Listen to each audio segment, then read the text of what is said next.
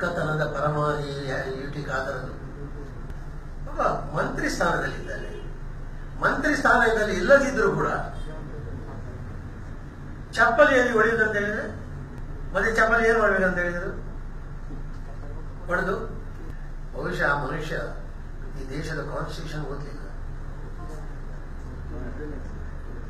ಹೇಗೆ ಪಾಸ್ ಆಗಿದ್ದಾರೆ ಇಲ್ವ ಅಂತ ಡೌಟ್. ಹೇಳಿ ಹೇಳಿ ಹೇಳಿ ಸ್ವಲ್ಪ ಇದು ಸ್ವಲ್ಪ ಕಂಟಿನ್ಯೂ ಮಾಡುವ. ಇದೆಲ್ಲ ನಿಲ್ಬೇಕು, ಮೂರ್ಖತನ ಇದನ್ನು ನಿಲ್ಲಿಸ್ಬೇಕು ನಾವು. ನಾಳೆ ನಿಮಗೆ ಬಂದು ನನಗೆ ಕೂಡ ಚಪ್ಪಲಿಂದ ಹೊಡಿಬೇಕಂತ ಹೇಳಿದ್ದಾರೆ ಅವರು. ಇದು ಪ್ರಜಾಪ್ರಭುತ್ವ ಅಂತ ಅವರಿಗೆ ಗೊತ್ತಿಲ್ವಾ?